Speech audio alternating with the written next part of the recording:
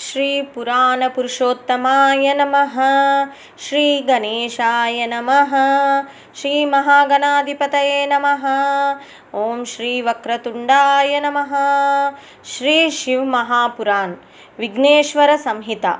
प्रयाग में सूत से मुनियों का तुरंत पापनाश करने वाले साधन के विषय में प्रश्न, जो आदि और अंत में तथा मध्य में भी नित्य मंगलमय है, जिनकी समानता अथवा तुलना कहीं भी नहीं है, जो आत्मा के स्वरूप को प्रकाशित करने वाले देवता परमात्मा हैं, जिनके 5 मुख है, और जो खेल ही खेल में अनायास जगत की रचना, पालन और संहार तथा अनुग्रह एवं तिरोभाव रूप 5 प्रबल कर्म करते रहते हैं, उन सर्वश्रेष्ठ अजर अमर ईश्वर अंबिकापति भगवान शंकर का मैं मन ही मन चिंतन करता हूँ।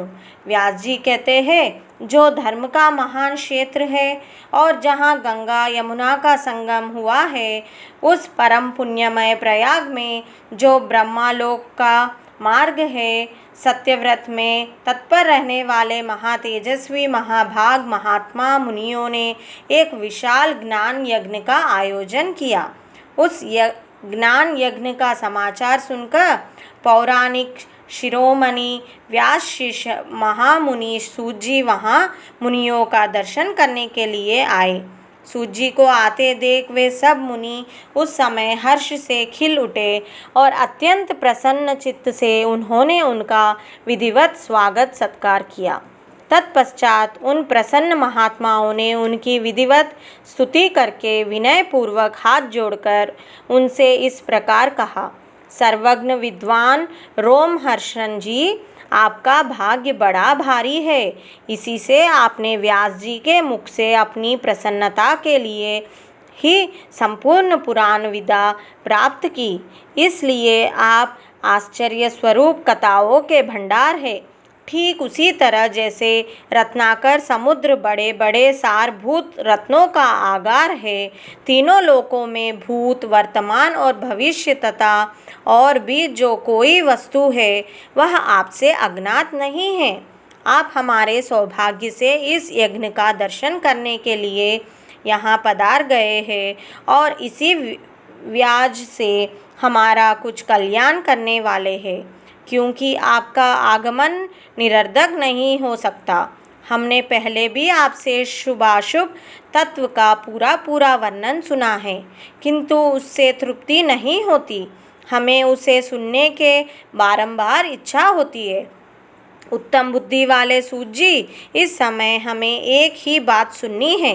यदि आपका अनुग्रह हो तो गोपनीय होने पर भी आप उस विषय का वर्णन करें।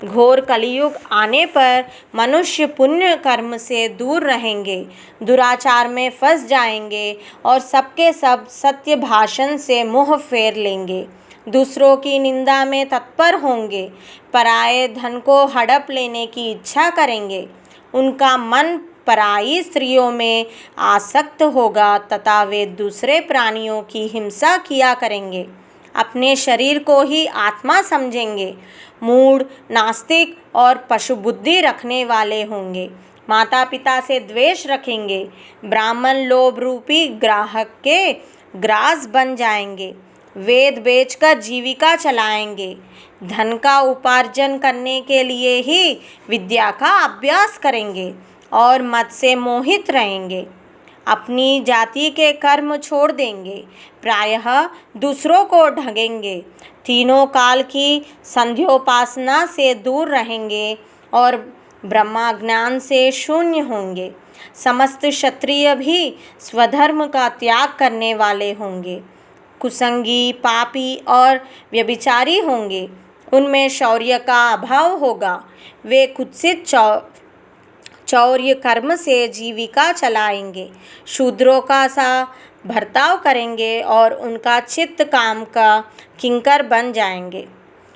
वैश्य संस्कार भ्रष्ट, स्वधर्म त्यागी, कुर्मार्गी, धनोपार्जन परायण तथा नाप तौल में अपनी कुत्सित वृत्ति का परिचय देने वाले होंगे। इसी तरह शूद्र ब्राह्मण के आचरण में तत्पर होंगे, उनकी आकृति उज्जवल होगी, अर्थात वे अपना कर्म धर्म छोड़कर उज्जवल वेशभूषा से विभूषित हो व्यर्थ घूमेंगे। वे स्वभावतः ही अपने धर्म का त्याग करने वाले होंगे। उनके विचार धर्म के प्रतिकूल होंगे। वे कुटिल और द्विजनिंदक होंगे। यदि धनी हुए तो कुकर्म में लग जाएंगे, विद्वान हुए तो वाद विवाद करने वाले होंगे। अपने को कुलीन मानकर चारों वर्ण के साथ वैवाहिक संबंध स्थापित करेंगे। समस्त वर्णों को अपने संपर्क से भ्रष्ट करेंगे। वे लोग अपनी अधिकार सीमा से बाहर जाकर द्विजोचित सत्कर्मों का अनुष्ठान करने वाले होंगे। कलयुग की स्त्रियां प्रायः सदाचार से भ्रष्ट और पति का अपमान करने वाली होगी। सास ससुर से द्रोह करेंगी, किसी से भय नहीं मानेगी, मलिन भोजन करेगी, कुत्सित हाव भाव में तत्पर होगी। उनका शील स्वभाव बहुत बुरा होगा और वे अपने पति की सेवा से सदा ही विमुख रहेगी। सूत जी, इस तरह जिनकी बुद्धि नष्ट हो गई है, जिन्होंने अपने धर्म का त्याग कर दिया है, ऐसे लोगों को इहलोक और परलोक में उत्तम गति कैसे प्राप्त होगी, इसी चिंता में हमारा मन सदा व्याकुल रहता है। परोपकार के समान दूसरा कोई धर्म नहीं है। अतः जिस छोटे से उपाय से इन सबके पापों का तत्काल नाश हो जाए, उसे इस समय कृपापूर्वक बताइए, क्योंकि आप समस्त सिद्धांतों के ज्ञाता है। व्यास जी कहते हैं, उन भावितात्मा मुनियों की यह बात सुनकर सूत जी मन ही मन भगवान शंकर का स्मरण करके उनसे इस प्रकार बोले। ओम नमः शिवाय। हर हर महादेव शंभो शंकरा।